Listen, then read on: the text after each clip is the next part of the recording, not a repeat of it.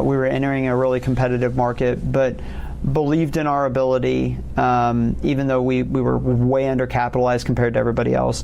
Sold our first water bottle in March of 2016, and really the story since then has been pretty remarkable. At this point, we'll sell 14 or 15 million water bottles and tumblers this year, so over $200 million in annual revenue. The company's over 100 employees. It's been really remarkable to be a part of it. My name is Matt Brose with Lockton, and I've been so fortunate in my life to be surrounded by some really awesome people.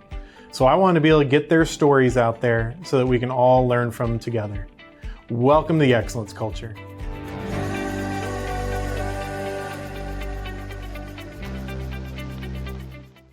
Welcome to the Excellence Culture. It's an exciting day here. It always is when I get to, sit across a leader like I've got today. His name is Mike Beckham. He is the founder and owner of Simple Modern. If you're like me, I've got 3 people in my house. One is my wife and my 2 girls that you cannot break them away from their Simple Modern cup. That's why I don't have one here, but I'm glad you brought one.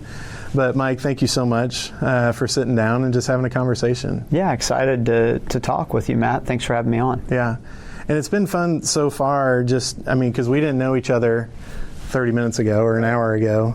And, we've been talking about, faith, we've been talking about leadership, we've been talking about, your story. And so I'm really excited about what we have to talk about and just appreciate, your time for sure. So I would love to kind of just get the conversation started by going way back to little Mike and just kind of hear about your upbringing a little bit, if you could. Yeah, absolutely. So grew up in Oklahoma City, and one of the interesting things about me is both my parents were in the mental health profession. Growing up with parents that were in the line of work that they were, I think had a pretty big impact on me.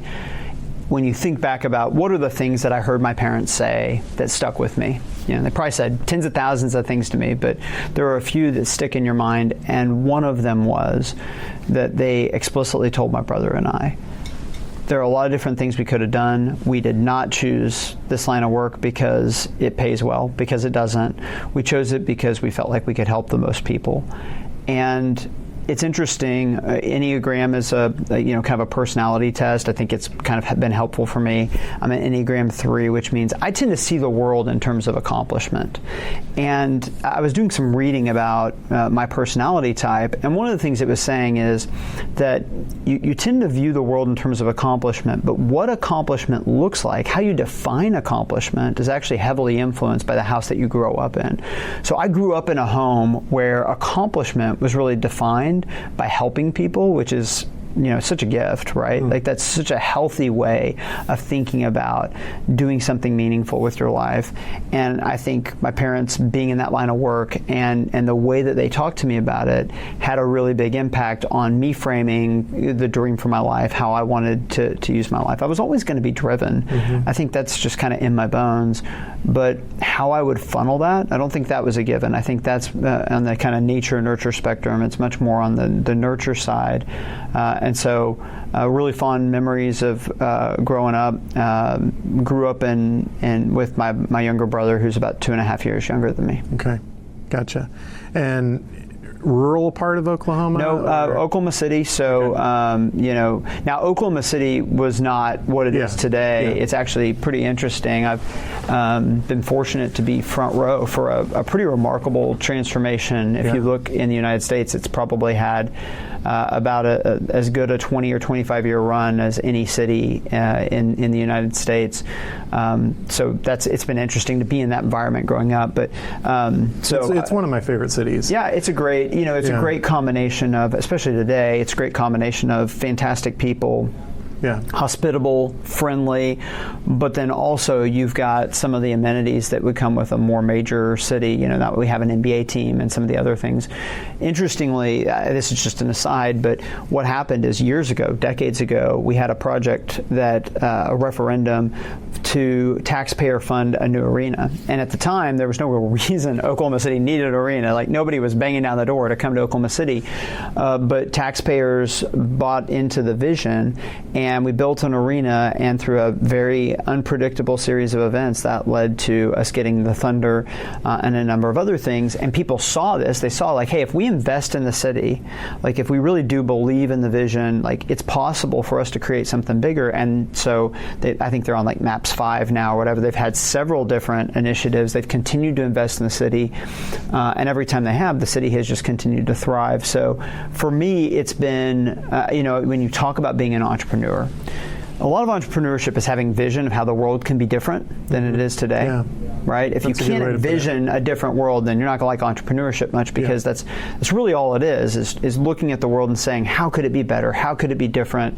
And maybe to some extent, that comes from being in a physical location where I've seen that happen. Like, there have been posts on Twitter that have gone fairly viral where somebody's taken a picture of downtown 25 years ago and picture today and put them side by side, and you're like, wow, that doesn't even look like the same place. But it's just an illustration of when we put our mind to it, it's actually pretty amazing what humans are capable of building and capable of creating. And that's true whether you're building a city or you're building a company. Yeah. Okay, so grew up in Oklahoma City. Did you play sports growing up? Yeah, so played sports, basketball and track were the two main things that I did in high school, and so I really enjoyed it. Point guard? No, sadly, this is exactly why my basketball career was short-lived. I was a 3, so like, there was a point in like 8th or 9th grade where I think they thought I was going to be really, really good, and then I stopped growing, and so the dream started to end, and then I had kind of the good fortune and misfortune of during the time that I was in high school, we were the number 1 team in the state. They have like an Oklahoma power rankings regardless of class, and we had the number 1 team in the state for almost 2 solid years of that. So I got a chance to play with some amazing players, and I very rarely saw the court as a result. But we were just discussing this.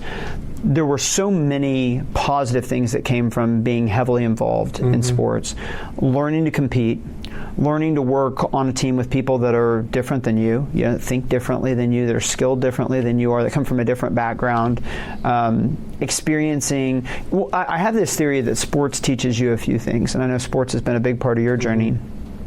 That one of the things it teaches you what it's like to be the worst player on a team, what it's like to be the best player on the team, what it's like to be a good teammate, like what it's like to lose gracefully, what it's like to win gracefully. Like, all of these things are things that if you learn them, then they're invaluable as you go on into life.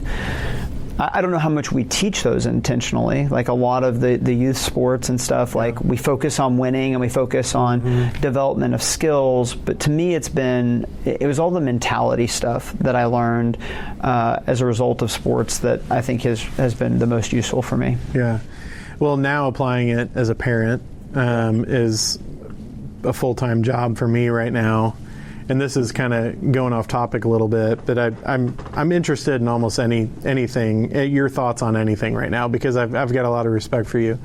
But there's a coach on this volleyball team that my daughter is on, and there's a tendency that he would just bench players and not really say why.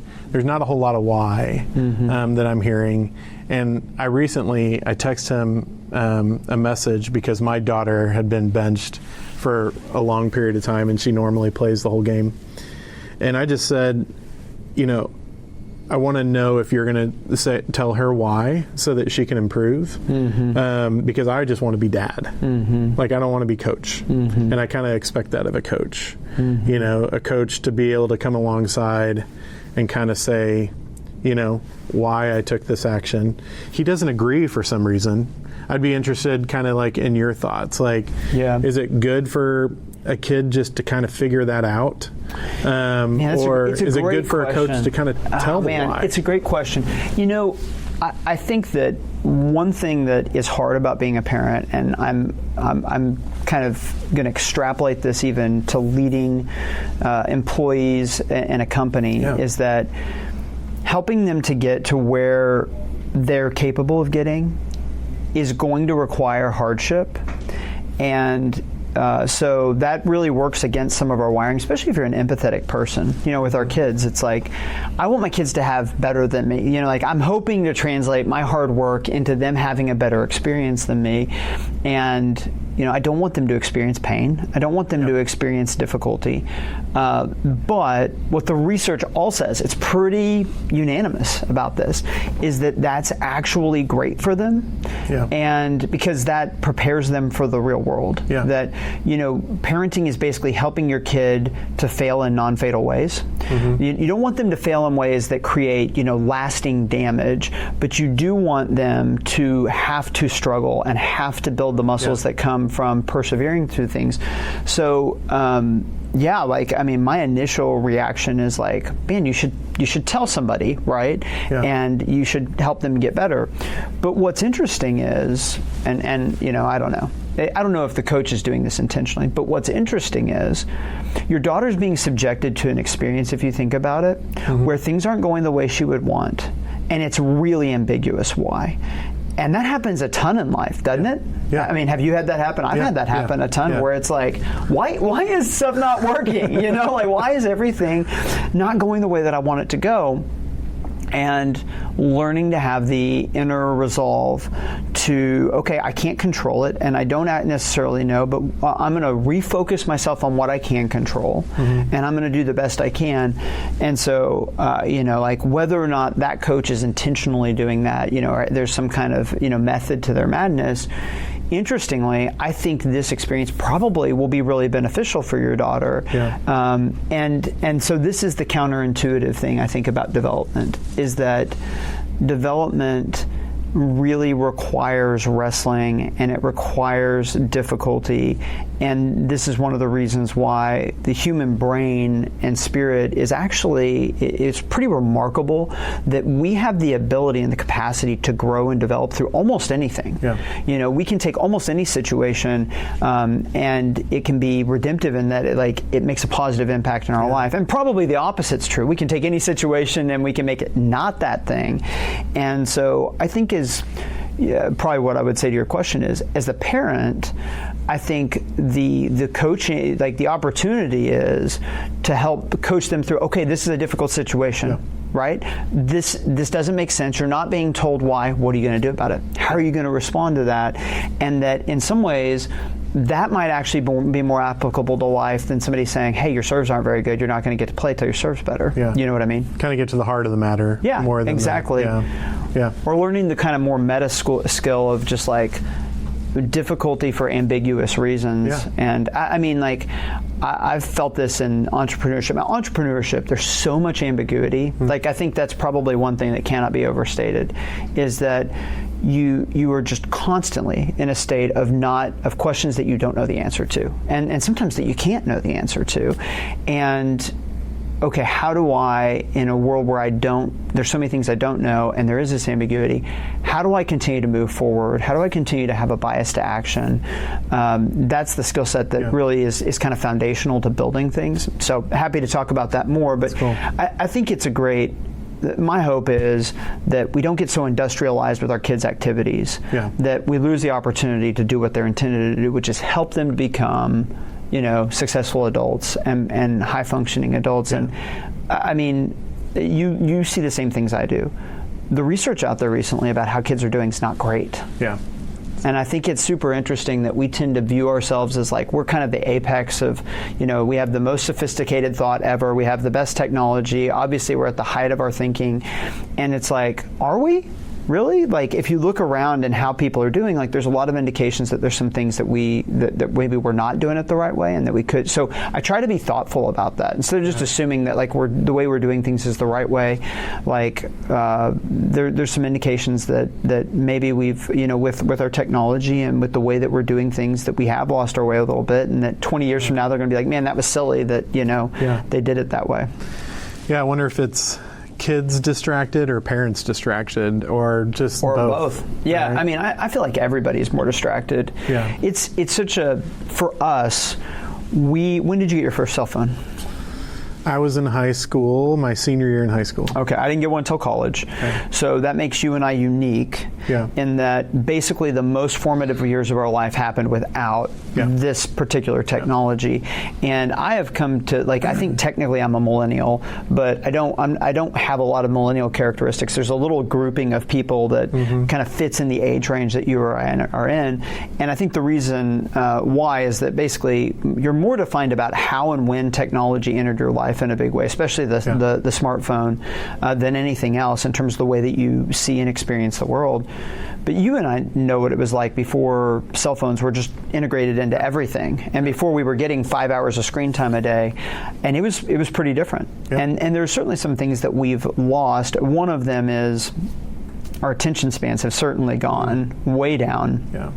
I'm reminded of that every day, that, okay, being the person I want to be is going to require me pushing back on the way that technology is kind of constantly saying, hey, look at me, look at this. And, I mean, especially as a CEO, like, the number of emails, the number of notifications, it's immense.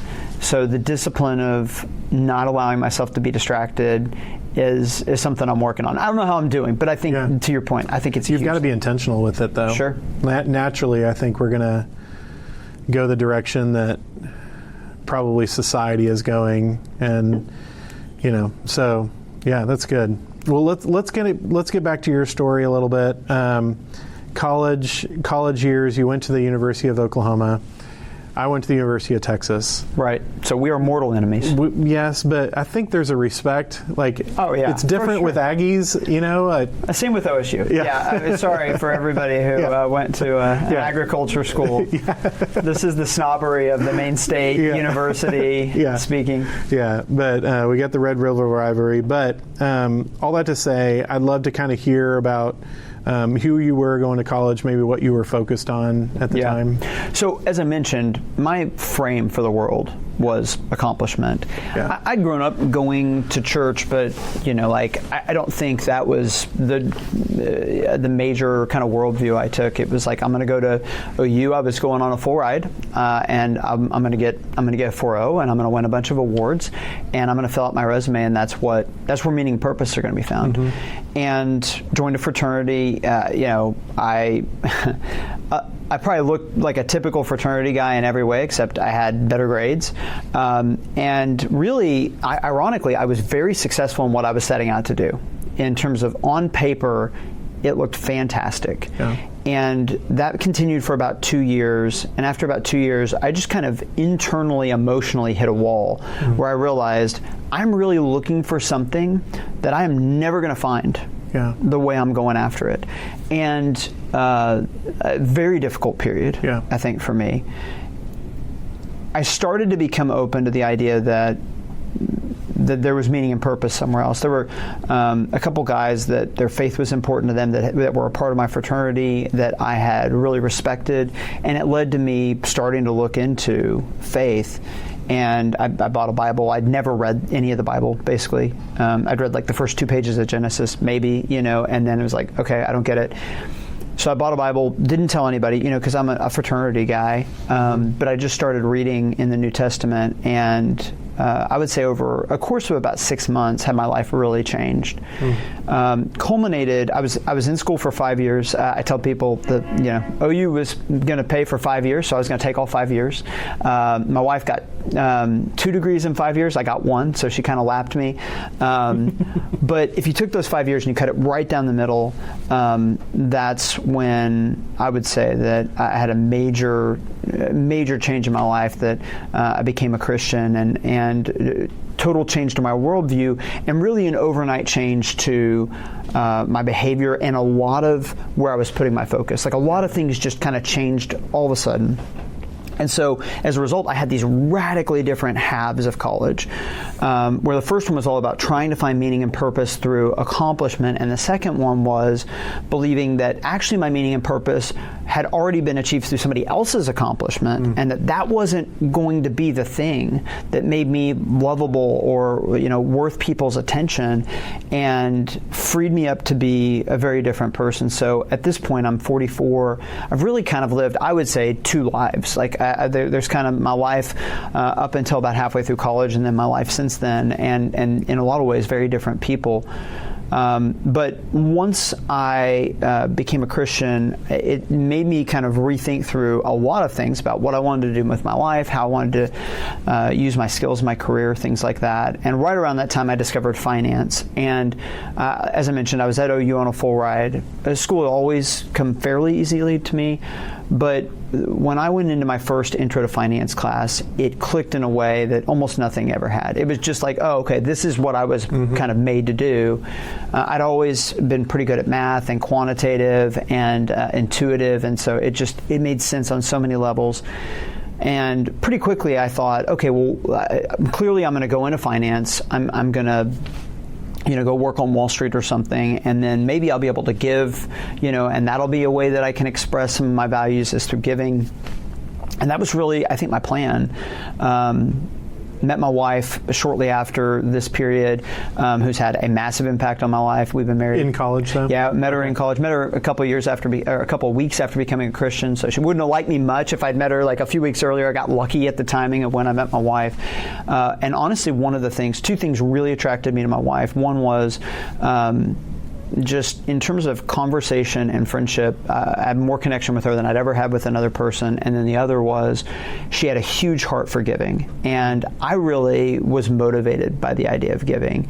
And again, maybe some of this goes back to my relationship with my parents. But that really brought us together. There was a similar kind of dream for our lives and how we could make an impact on the world. And so that was where I was going into graduation. I thought I was going to go work in finance. We got married right after I graduated, and she had one more year. She was doing a BACMAC, a Bachelor's and Master's of Accounting at OU, and so she had an additional year after we got married and was going to need to be around campus. So there not a lot of high finance jobs in Norman, Oklahoma. And I had this opportunity. Somebody gave me an opportunity to stick around and work for 1 year working with college students in ministry. And so I took it. And I thought, I'll do this while my wife finishes up her degree. And then we're going to go to, Dallas or someplace, New York. And she had done internships with KPMG and Ernst & Young. So she was on the kind of like, if my wife had gone into public accounting, she absolutely would have been like a partner type. She was a force of nature in her own right. And then a really funny thing happened. Like it just kind of all got blown up. I did a year of ministry, and to my surprise, I just loved it. I loved that I got to use all of my time basically talking to people and that making an impact in other people's lives. And so 1 year turned into two. I re-upped for another year, and she went into the working world. And then after 2 years of watching me do this, she said, I don't actually want to be an accountant. I want to do what you're doing. And we worked together for the next 7 years in full-time ministry. And that was pretty much my 20s. So by the time I got to 30, it was like, well, all right, I guess this is who I'm going to be. I guess I'm going to be in full-time ministry. And there were some dreams that I had that would mean, I wasn't going to chase after. But I think I felt comfortable in my skin. And then ironically, it was right at that point in time that things take a turn back towards business and entrepreneurship. And I have a younger brother that I mentioned. He's 2.5 years younger than me. He had done some kind of solo entrepreneurship stuff that had gone pretty well, but he wanted to start a company, and he asked if I would help him on nights and weekends build a company. And I told him sure. It ended up very much not being nights and weekends. This was not a 4-hour week. But this is not Simple Modern. No, this is not Simple Modern. It was an internet auction website idea. He said, will you help me recruit some guys? Will you help me build this? And I thought, oh, this will be fun. Ministry's so intangible. I can do some of this and have be dipping a toe in the business world. Yeah. And that business went from the very first day of that business was October 3rd of 2009. By Thanksgiving of 2010, so 13 months about, It went from founding to having its first $1 million revenue day. I'm the oldest person at the company. I'm 30. You know, like think like kind of you watch the movie The Social Network, where it's like a bunch of kids that don't even know what they're doing. Like pretty much that's what was going on, and we didn't even realize how absurd it was, the level of success that the company was having. I'm basically working 2 full-time jobs at this point because I'm still doing the ministry stuff, and I'm like leading an important function of this company. And then my wife and I get pregnant with our first, and it was like, okay, this is a crossroads. Like, can't do all these things. I'm riding multiple horses at the same time, and I'm not going to be able to be the kind of father I want to be, the kind of husband I want to be if I'm doing all of this. And was there a conviction that was going on too? Yeah, even toward it was Campus Crusade, right? That you were working for. Like, just wondering if you were stewarding that as well as you thought you could. It was super awkward because in the past, like when I was on staff, I was supported. There were people I raised, so this is an important thing when we get into the giving. I literally had to raise my salary, and I struggled to raise my salary. It was not easy. And so that's the way that I made my not impressive income my first few years, and we weren't focused on that. Like this is another part of the story that's important to mention before we get into where we are today. My wife and I, during our most formative years, our first years of our marriage, we really had a dream for what our life would be about that just did not involve accumulating stuff or accumulating status. And I think that that's been phenomenally important as we've gone into a period where the company has a lot more notoriety and acclaim, and there are a lot more resources that foundationally who we are, that really got formed in those first few years of marriage, has still been the kind of North Star for us that has guided the way that we make decisions, the way that we treat people, the way that we spend our money. And I'm really thankful for that. I think when we got to this period that we're talking about where everything's happening all at once, it was just very awkward in that I had ownership in this new company, but I wasn't taking a salary, but I didn't feel comfortable raising a salary anymore because on paper I had this big net worth, and I have a really high motor. I don't know how much it comes across, but like very high drive, and so I'm working 80-something hours a week, and I think that I was kind of holding it all together, but I was very aware that once we became parents, that would no longer, something was going to give. Like either I was not going to be there for my wife or my kids in some way, and so I was not going to be able to maintain this level of focus. So that's when I talked to a lot of people and made the decision ultimately to transition into the business world. And I do think that I made actually a list, I've still got it, it's a Word document, of all the reasons why I transitioned. Career transitions are really hard. But ultimately I felt like I could make more impact with my life in the business world at that stage than I could even in the nonprofit ministry world. And so made the decision, this would have been about 2012, I made the decision to transition full-time into the business world. And what I couldn't have known then is that I probably knew it was going to be challenging. It was even more challenging than I thought it would be, because I was really way behind on some business skills. I hadn't been in the business world, and also some of the things about myself. I thought I was probably more mature than I was. So it's interesting when we think about maturity and where we're at as a person. Some of it is kind of what's innately inside of us, and then some of it is contextual to our situation. So I can be a very patient person in these particular situations because I'm used to them and I know how to manage them. But if you rattle me, if you take me out of that situation, all of a sudden I'm like, wait, why am I so impatient? This is very different, and it's because, you just don't have any experience in that situation. You don't know how to manage yourself, and I really experienced that. I thought I was much more mature as a leader, much more mature spiritually, much more mature in terms of managing myself than I was, because what I'd really done is gotten very good at those things in a particular context, full-time ministry. Yeah. But I hadn't done that in the business world. Also, I was transitioning into a job where now my boss would be my younger brother, which is like all kinds of like that's its own challenge. And so I would say transitioning into the business world was like the start of some real personal growth. But going back to our volleyball example, it wasn't easy. Yeah. You know, it was very challenging, and I'm thankful for it, but it was not the easiest transition. Yeah. Well, it sounds like you're a very self-reflective person. Are there any intentional things that you do so that you are a self-reflective person, right? Like, whether that's just something that you have in your life, maybe it's community, maybe it's just something that you do personally to kind of survey yourself. So I'm going to give you two that are really powerful. Yeah. And both of them are very uncomfortable, not surprisingly. The first one is I ask the question why to myself a lot. Mm-hmm.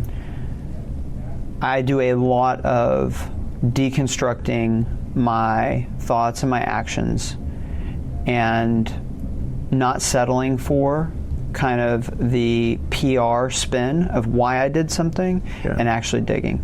Yeah. So I'm in a conversation, I make this comment that paints me in a certain positive light. Mm-hmm. You know, it's easy to just gloss over that. Instead, I actually ask, why did I say that? Like, let's really dig. Like, why was it so important for me to put the spotlight on myself? Yeah. Why was I so consumed with appearing a certain way in front of that group of people? You know, why was I feeling insecure? Yeah. And here's the truth about asking yourself why questions. You ask yourself why questions enough, and you eventually want to stop, usually pretty quickly. And the reason is because you're going to get answers that you don't like. Yeah. And it is so much easier to live at the surface where we just don't examine. Yeah. We don't critically examine what we do and why we do it. We just we feel things, we act mostly impulsively, and making the decision that I'm going to be an intentional person and I'm going to try and have higher self-awareness, and I'm willing to hear uncomfortable answers as I ask why questions. You know, it's interesting. One of the things that sets the Christian faith apart as a thought process is that it lays out this idea that why you do things is actually even more important than what you do. Mm-hmm. Whereas most people, it's like, you know, that's not, they're just like, what happened? All I care is what happened. Who won the game? You know, what did you do? Did you show up? But the idea that why you do things is more important is a pretty revolutionary kind of thought process. And the reason why I think it's true is because why you do things is the leading indicator, not what you did. Yeah. And it gives you insight into your thought processes and your heart motives and all of this stuff. And so the most challenging thing I could say to anybody listening to this is, if you want to grow in self-awareness, start asking yourself why you're doing the things that you're doing. Yeah. You know, and be ready for the fact that you're going to have answers that you do not like. Yeah. And you're talking big picture, even down to the moments of life. For sure. You know, like, why did I go grab the extra bag of Oreos? Yeah. Right? I was full. Why did I just go grab that? You know, what was that? What drove that? And why did I lose my temper right then when my son said that? Right? That if you develop the muscle of being introspective and asking yourself why questions, you'll be amazed how much you learn about yourself. You'll be amazed how much you don't. You'll be amazed how much you see the flaws in yourself. And it's really easy, I guess, the truth of those whys is going to create change in itself. That's right. You don't want to continue to tell yourself negative truths. Well, right? and what I tell people is, if you ask yourself why questions enough, eventually you will want to quit because it's that uncomfortable. Yeah. You know, and in some ways I have to do it in doses, even still, because if you do it every day all the time, you wear yourself out. You'll be depressed. Yeah, you'd be depressed. Yeah. And so I think it's something that has to be managed, but that's been really insightful. And here's the second thing. When I was younger, if somebody brought a piece of constructive feedback to me, my default was, you are wrong unless you prove yourself right. right? Like the burden of proof is on your end that this is false unless you prove it's true. And unfortunately for other people, I was also like a high school debate champion. So good luck, right? Like you're coming at me, you better be ready to like prove that you're right. When I became a Christian, I realized if I really believe what I say I believe, then I'm more flawed than I'd like to believe. And so it reasons that when somebody brings me some critical feedback, that they're actually probably right, and that even if there's holes in it, on some level what they're saying is true. Yeah. And I flipped it. I flipped it where I expected people to be wrong unless they prove themselves right, to I expected them to be right unless proven otherwise. And it completely transformed the way that I received feedback. That if you bring something to me, instead of immediately having my gloves up and being like, let's spar, let's see if you can prove that I'm wrong, instead being like, I'm sure Matt's right. Yeah. I'm sure Matt has something valid to say, and I want to have an approachability. I want to be the most receptive person to feedback that you've ever met. Yeah. And sometimes that means like it does. It feels like you're letting people, punch you in the face a little bit because it's hard to hear that. But when you become a person that people feel like it's safe to share feedback, you know what happens? They give you feedback. Yeah. And what happens as a result of that is the blind spots in your life shrink. You start to become aware of things that you just didn't see before. And now the capacity to grow as a person is there. Yeah. Because you at least know where the gaps are, you know where the ways that you need to get better are. And especially for me now, I'm a CEO, there's a lot of people I employ. There's a lot of people that have a kind of fiduciary interest in me liking them. Yeah. So one of the things that comes with that is people want to be likable. Yeah. Nobody wants the person who's in charge of their paycheck to dislike them or to be frustrated at them. But the downside of that for me is that people are going to be less likely to tell me if I hurt their feelings, if I offended them, if I came across as prideful or arrogant or uncaring or whatever.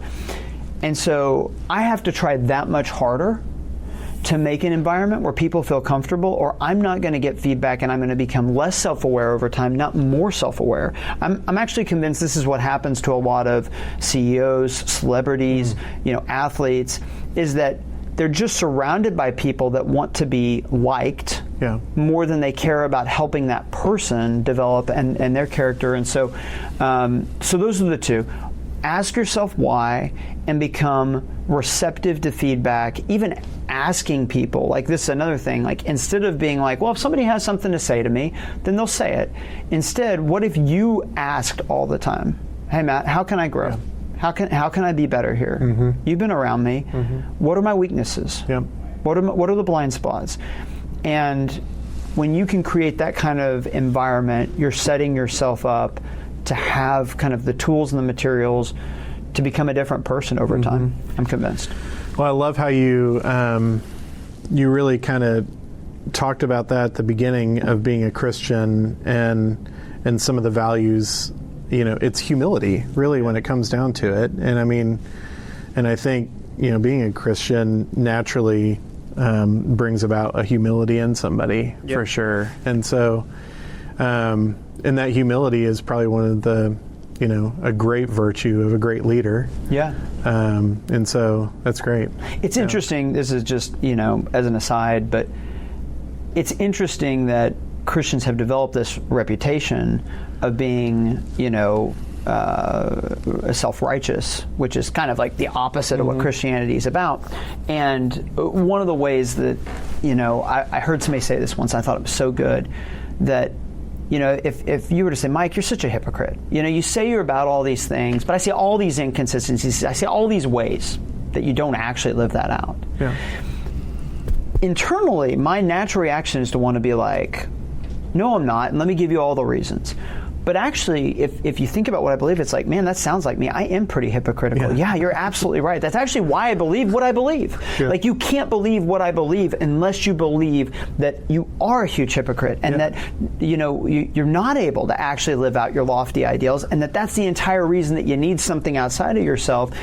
And so interestingly, my faith has made me less attached to needing to be viewed as having it all together, or that I never have inconsistencies, or that I'm perfect, or whatever. Like, that's actually the foundation. That's the start. I had a professor once he was a finance professor, and I was talking to him when I was about to graduate, and he wanted to talk about me potentially going and getting a PhD. Anyway, in the conversation, I mentioned that I might go into full-time ministry, and he was like, you could tell he was not a fan of this. He said, well, I worked in emergency rooms for 10 years, and I have a very low view of humanity. So I don't think any of the Christianity stuff's for me. And I said, well, it's really interesting, because to become a Christian, that's the first thing you have to believe. Like, those are the table stakes.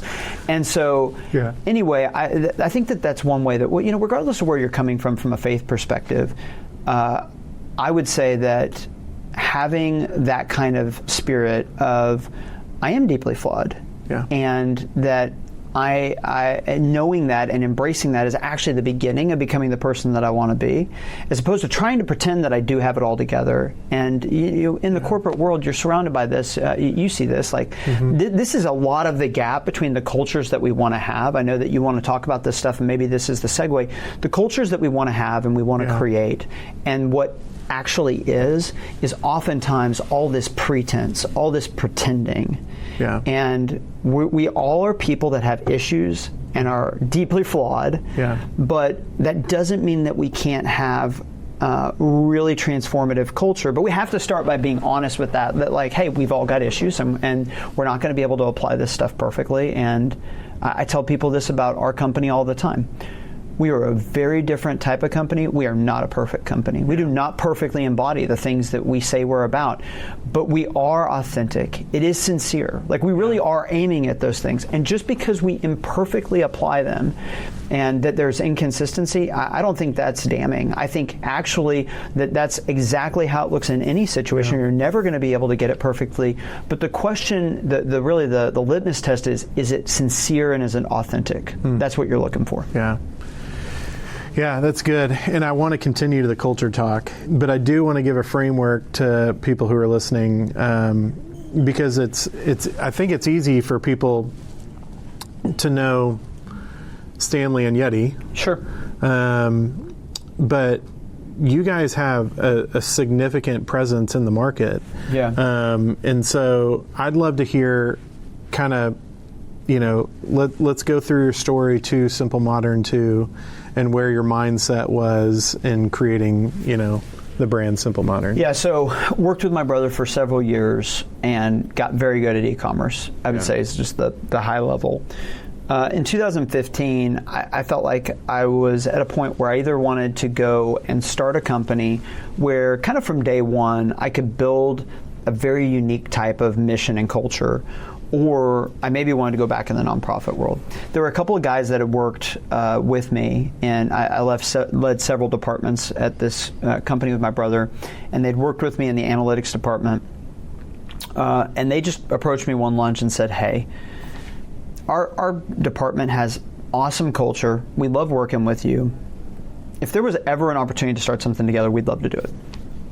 And that's really how Simple Modern was born. I think Simple Modern was started out of a few ideas. People ask me all the time, like, what year was this? This would have been 2015. Okay. So people will ask me, like, how'd you get the idea for bottles? And it's interesting because the story of Simple Modern doesn't involve bottles, actually, at least the start. It really started with, what would it look like to build a really pretty different type of company? Different culture, different mission, where relationships were a big part of the focus. This was another thing I started to realize during my 30s as we had kids. It's like, man, if, I don't naturally work with you, or you're involved in my church or something, I just don't see you. I had a lot of friends that's like, I see you once, maybe every 6 or 12 months. And so I started to think, man, what a life hack it would be if you really could build a company with people that you already wanted to spend time around. We have to spend time around our coworkers. What if I wanted to spend time around all my coworkers?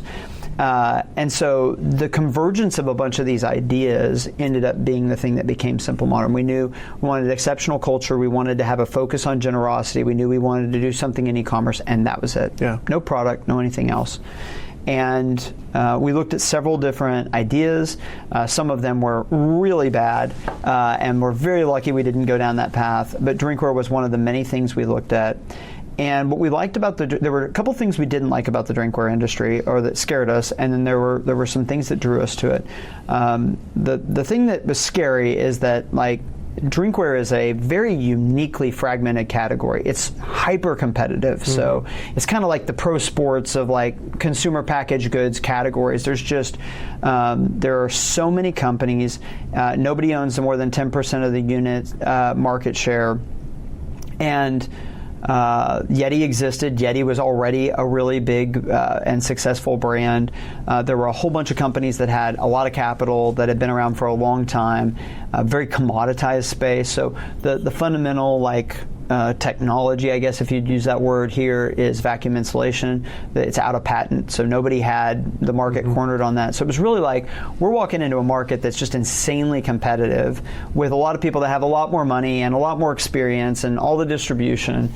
So that was intimidating. The flip side of that, though, was we knew there was a lot of demand. I mean, I don't know how many water bottles and tumblers get sold in this country every year, but I mean, it's billions probably. It's a crazy number, and people are going to be drinking water for a long time. So it's it's a pretty safe industry from that perspective. Like, it's still I would guess that you still have water bottles 200 years from now. I don't know what anything else will look like, but I bet people are still drinking water. And we looked at the industry, and we really had this perspective that it was about to go through a big change. That, like, I'll use this kind of analogy sometimes, that just like in the kind of fossil record, there'll be these kind of periods that they call punctuated equilibrium, where there seems to be like a whole bunch of development that happens real quick, and then there's not a lot for a long period of time, and then there's a whole lot of development. Similarly, the combination of vacuum insulation and stainless steel for cold drinks was kind of like happening around this time, and it led to this kind of Cambrian explosion of new brands and ideas. It was a disruptive period where there was an opportunity to kind of join the market. And as we looked at the market, we said, you know what, this is really going to be it's going to be a fashion thing. It's going to be like a watch or a wallet or shoes, where, yeah, there's this functional side of it, but also there's this stylistic side of it. And that actually paired up really well with what we did with e-commerce. E-commerce really leverages the ability to have a lot of options. If you're selling to Walmart, they're like, here are 3 spots on the shelf. You know, you're going to have a black water bottle and a white water bottle and a blue water bottle, and like that's it. On Amazon, you can have 1,000 choices. And so we thought, hey, this industry is going to actually become a lot about color and variety and fashion, and that plus our ability to sell online, we can really make this work. It's also worth noting at this point, Yeti was still only making stainless steel. Like, they hadn't even started painting things yet. The other thing that we noticed was nobody was taking e-commerce as seriously as they should be, because all of the existing companies had made all of their money selling in physical retail. So they had built their entire structure around being great at physical retail, and the extent that they were doing e-commerce was just kind of a tack on top of that. Whereas we started with e-commerce, and then we eventually got to physical retail, but we really built a company around e-commerce. And we sold our first water bottle. Actually, the first product we sold wasn't a water bottle. It was like a tea infuser, and I would say it did just good enough that we were like, hey, I think we could do something here. Sold our first water bottle in March of 2016. Another thing worth mentioning, bootstrapped company, so $200,000, my life savings basically, $200,000, and tons of risk.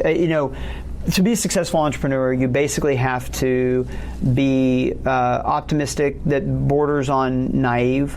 So not only did I have a lot of financial risk, but I was doing this with several close friendships. So it's like, if it doesn't work out, like, it's going to be, there's going to be some challenges there, and we were entering a really competitive market, but believed in our ability, even though we were way undercapitalized compared to everybody else. Sold our first water bottle in March of 2016, and really the story since then has been pretty remarkable. At this point, we'll sell 14 or 15 million water bottles and tumblers this year, so over $200 million in annual revenue. The company's over 100 employees. It's been really remarkable to be a part of it. And like you said, we're really fortunate to have a lot of very loyal customers. Yeah. So would have never guessed where it would have all gone. But I'm not being modest. It was very humble beginnings. Yeah. And we did not expect it to get to this scale. We just wanted to build something that in its essence and the culture and what it was about was something worth building. And so I think I've heard numbers of $250 million in revenue or so. Is that kind of where things are at? We were right around 100 going into last year, and then last year we nearly doubled, and then this year we've grown even more. So we're going to be in the 200 and something range, which is at this point it's a big enterprise, Which even for me, I have this theory about organizations that you tend to think about an organization the way it was when you first joined it. Yeah. For whatever reason, it just kind of creates this frame that your mind goes back to, and you always tend to think about it as like that's kind of the true version of this thing. So for me, I still tend to want to think of us as a startup. But it's like we're not a startup. Like we're at this point we're a even for a small company we've gotten pretty big, and I'm trying to kind of wrap my mind around that new trying to mentally transition to where we are right now from where we've come. Yeah. Well, I think it was, I've been trying to remember when we were introduced to your product, and I believe it was during COVID. I think it was 2020, because I was still in a place where I don't know when Yeti got really popular, but I remember it was hard to get your hands on a Yeti, and it probably was before that. But then I started hearing about a little bit more affordable cup, and my wife said, I want to get this, and there was I think it took like a month to get it. Yeah. Really, really high demand time. And then I remember I got this cup in my hand. I'm like, this is pretty beautiful. It's kind of weird that I'm calling a cup beautiful, but I'll allow it. They're beautiful to me. They've changed my life, so I'll allow it. For sure. I bet. But I'm thinking about that time, and I'm thinking about being in your shoes in having a product that you can't necessarily fulfill the demand. Was that stressful? Was that something to celebrate? Man. From a culture standpoint? The COVID period was very stressful. I mean, there's no way around it. The supply chain, it's funny when you start a company, what you're really signing up for, and you don't realize at the time, is that you were going to gain a ton of knowledge in a bunch of esoteric areas that you never expected. Yeah. And I knew nothing about supply chain when we started the company. And as a result of everything I had to learn during that period, I ended up being on like the front page of the Wall Street Journal talking about supply chain and doing a bunch of interviews, podcasts where I was kind of like the subject matter expert. And that was very much by the happenstance of COVID and just how broken things got, and having to be on the front lines of that and figuring out when the physical world starts to break down, like how do we continue to get our product to people? We were growing, and our market was growing, and at the same time, the ability to get stuff was more limited than ever before. One of the stories that I'll tell people when they ask about COVID. I knew COVID was going to be a thing. Wuhan was only about 75 miles from our major manufacturing facility in China. And so we were aware of COVID, I would say early January. And by early February, I'm telling the team, like, hey, this is going to get here. It's a virus. It's going to be disruptive. We're probably going to have work from home for a couple of weeks. Be prepared. So I was not caught off guard at all when it happened. There was like the really famous Thunder game that they canceled right before tip-off. It is kind of crazy that Oklahoma City ended up playing a pretty pivotal part in that story. And then Tom Hanks comes out and says he has COVID within 30 minutes, and then it's just like everything kind of shuts down within 24, 48 hours. But we go to work remote because we had a plan in place. And the first, we were doing Zoom meetings in the morning, and the first couple of Zoom meetings, I'm like, hey guys. We knew that this was probably going to happen. We're prepared. We're in great shape. I'm feeling confident. About 3 weeks into COVID, Target came to us. Our two customers at this point were Target and Amazon. Target came to us and said, listen, we can't buy anything else from you. indefinitely because all of our capacity has to go to essential goods, masks, hand sanitizer, this kind of stuff. We'll let you know when we can order again. That's basically what they said, which it's like, well, that's not great, Yeah. Our other biggest customer was Amazon, and Amazon was getting just inundated with demand, kind of like you're saying. And so Amazon decides that instead of everything being at Prime, which they can't keep up with, they're going to go through and take 90% of the catalog and change it from 2-day delivery to 1 to 2 months. Yeah. And they're going to basically play kingmaker and decide what are the 10% of products that we're still going to deliver in a timely fashion. And so we woke up one day and it was like, I don't know, 60-70% of our products. So it wasn't about your warehouse. This one was about there. I mean, sometimes it was you had the product, but there was another kink in the system somewhere else. So anyway, in this particular example, we woke up and 30% of our products were still going to get to people in 2 days, and demand flew through the roof. And 70% of our product, it was 1 to 2 months, and demand went down. And it was really like, okay, now I'm scared. Like, it was one of the first times where I was like, okay, maybe we aren't going to make it through this because this is so disruptive.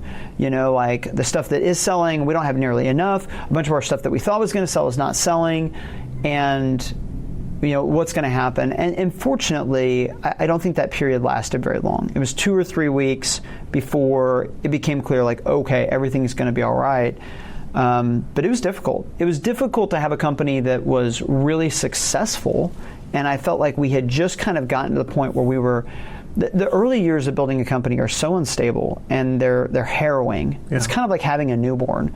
You just feel like it could die at any moment if you took your eye off of it. And we had just kind of exited that period, and then COVID hits, and it felt like we were going right back into that period. So, I think that was probably the most challenging thing, is that one way or another for the first 6 or 7 years of the company, we were constantly dealing with feeling like we didn't have enough inventory or where we weren't positioned the way that we wanted to be. And COVID was an extension of that. And really it's been in the last 12 to 18 months that we've started to really feel like we fully have our feet under. And some of this is just growth. We had, just to put it in frame of reference, when you run an inventory business, the way you grow is you buy what you think you're going to be able to sell.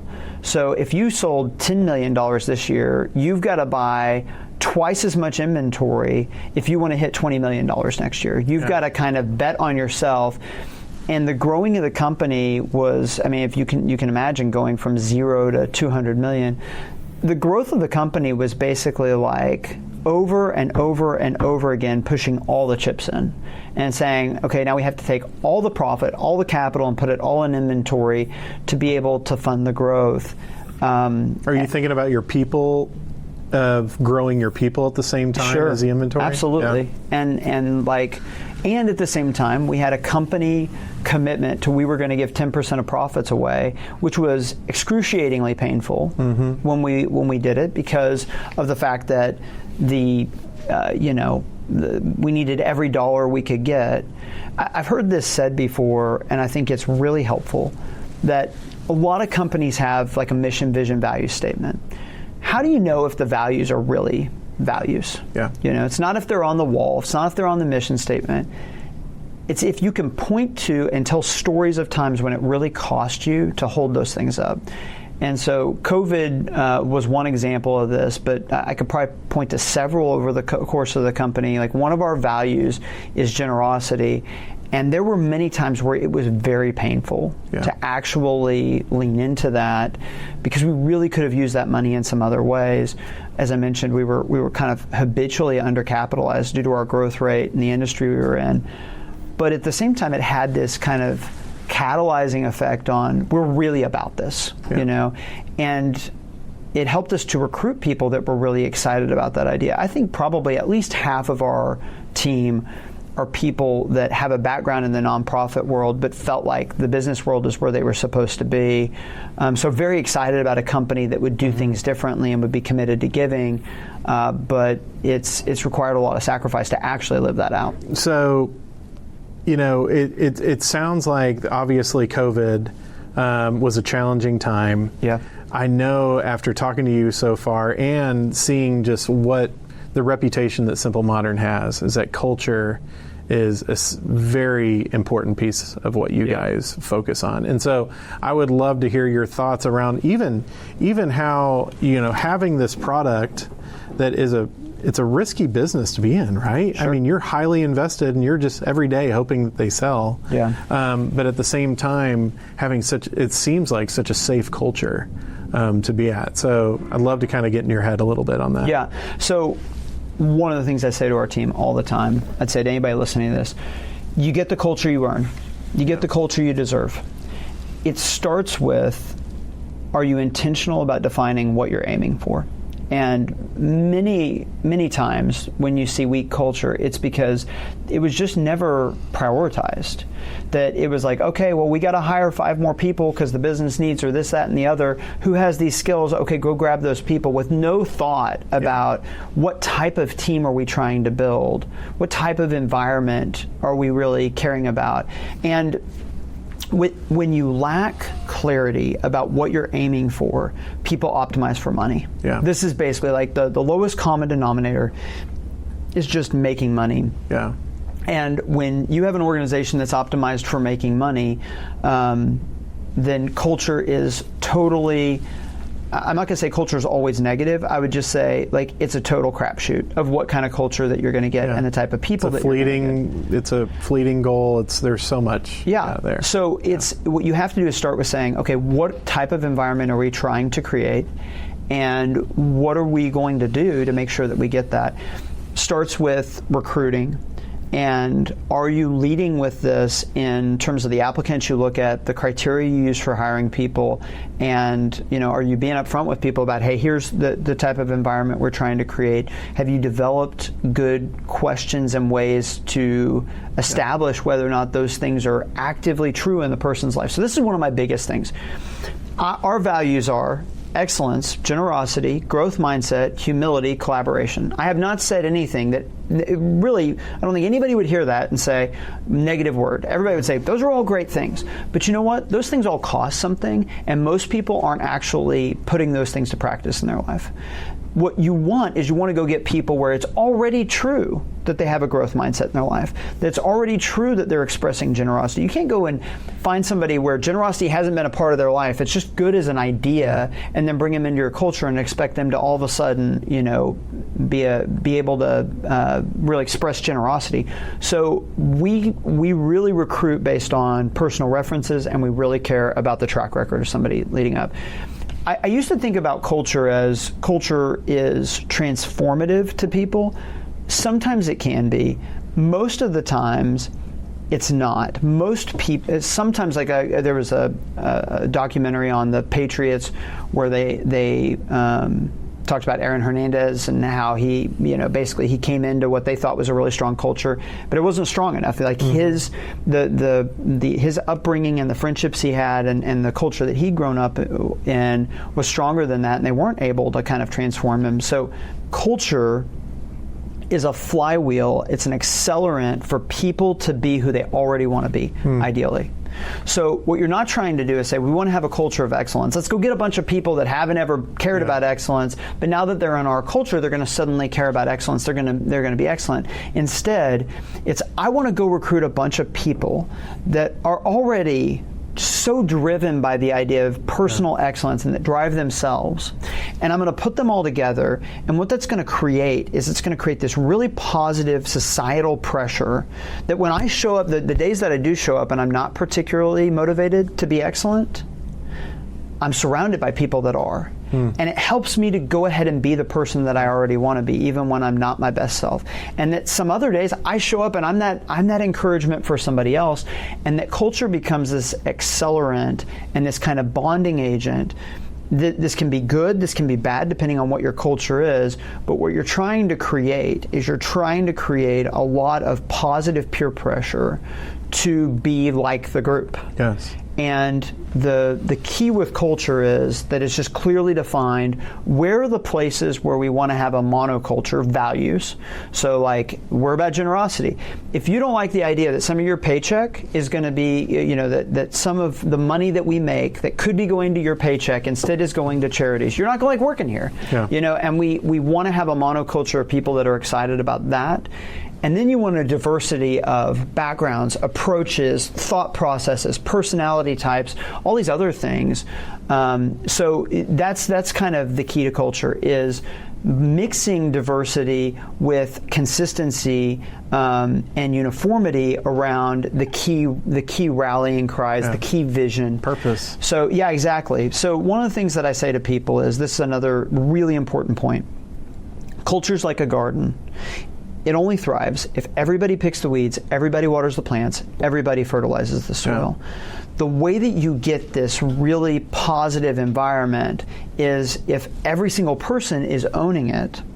And so what you were trying to do is you're trying to create a way where it's like, this isn't just the CEO, this isn't just senior management, this is everybody, this belongs to everyone. We all get to benefit from the garden when it's healthy, but we all have to have responsibility. I'm less than 1/100th, I'm less than 1% of the experiences people have in my organization at this point. So the idea that I can hold up culture by myself is just absurd. Yeah. One of the ways this has impacted me is that I'm more deliberate about how we define our values. I'll give a really quick example. If we say that we value generosity, it's easy to think, well, generosity is, the company writes checks, we give away 10% of our profits. I know that Mike does philanthropy, so that's kind of, okay, that's how the company's generous. But if instead you say generosity is actually saying, whatever I have, I want to be open-handed with it for the benefit of other people. I want to share it with other people for the benefit of others. I don't, not just with my money, but with my time, my skills, my words, my encouragement, whatever. I want to use it for the benefit of other people. Mm-hmm. Well, something pretty profound has happened. Now I've taken this from a value that feels like it's very top down to, well, everybody can be a leader if that's how you define generosity. Yeah. And so defining generosity where for one of our customer support reps, it might be, man, the way that person uses their words to lift up people, they are the leader in the company in generosity in that particular way. Or man, that person who has 3 kids at home, they are a leader in sitting down with new moms, new parents, and sharing some of the things that they've learned and just giving away the things that they had to learn through years of raising kids. They're going to be the leader in that. And that you build a culture where you have many leaders, you have a multitude of leaders. It looks different based on how people are situated, but it's really powerful when you can kind of create that level of buy-in and that level of ownership. And the final thing I'll say on this point is, as organizations get bigger, there's a gravitational pull to revert to the mean. There's a gravity to just look like the surrounding, kind of the surrounding population. Yeah. And what you're trying to do when you build a culture is, I think Oklahoma's fine, but I don't want a culture that's just a proxy for Oklahoma. I want a special type of distinct culture. And I always was worried about the company growing because I felt like as we get bigger, the gravity is going to be towards just being like every other company and being like everyone else. What I didn't realize, and I realize now, and the encouragement I'd give everyone is, if you can build the kind of buy-in that we're talking about, where it's corporately owned, where everybody owns the garden, what happens is culture gets stronger as you get bigger, not weaker. It goes the opposite way because everybody is taking a personal vested interest. And now it's not just Mike and 7 leaders really trying to prioritize culture. Everybody is keeping an eye on it. Everybody is helping keep people in line. Everybody is passing it down and teach it. So this is the way that we think about it. We're very intentional. We invest a lot of money and time in talking about it and developing it. I'll give one other simple example. Every time we're in office, we bring in food. Every single time. And the reason is not for the perk of free food. I mean, that's great, but that's not the reason. Mm-hmm. The reason is we create a context where when it gets to be, 11:45 or whatever, and lunch gets there, everybody stops working.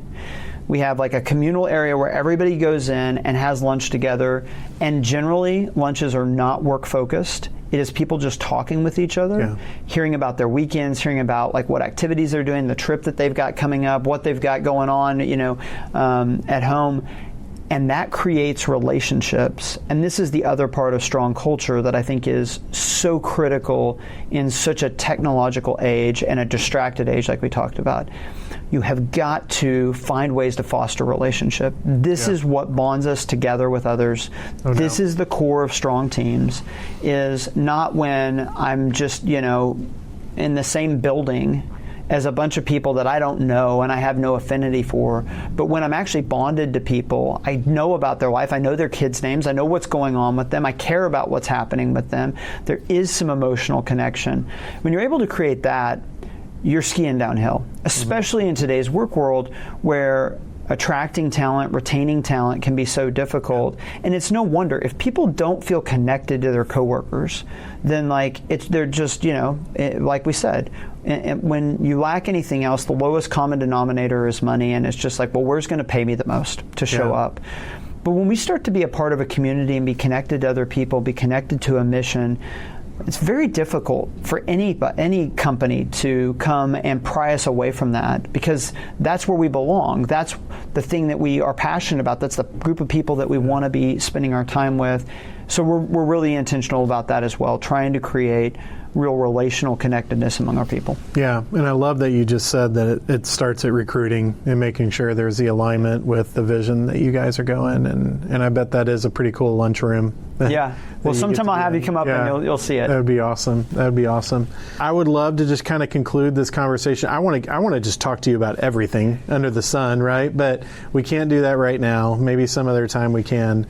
But I'd love to kind of hear, maybe a little bit of a future glimpse of what, is coming up for Simple Modern. Well, we continue to grow. We're expanding internationally. I think we're continuing to work on how do we position ourselves in the market, and the companies continue to thrive. I think internally I'm thinking a lot about developing more leaders, increasingly making the company less dependent upon me and led by many people, and our giving is really ramping up, which is very exciting. Our giving budget this last year was $3.3 million. It may be, it may be quite a bit more this coming year.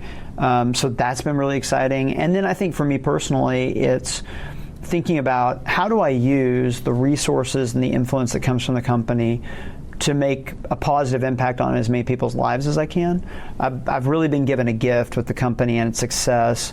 And if you talk to my kids, you'd know that I'm preaching this all the time to myself, to them. Like, this isn't primarily or exclusively for us. We want to use this for the benefit of other people. And I'm trying to work out how that looks. And so it's an exciting challenge. Yeah. Well, I can't say other than just job well done, man. Thanks. I mean, you've been given the gift of a motor, and you're using that motor really well. This has been more than I expected to be able to sit with you and just to kind of talk about your story. And I'm just going to continue to pray that it continues to go in a great direction. And so I appreciate the time, and welcome the excellence culture. Hey, thanks, Matt. Appreciate you having me on. Thanks, man.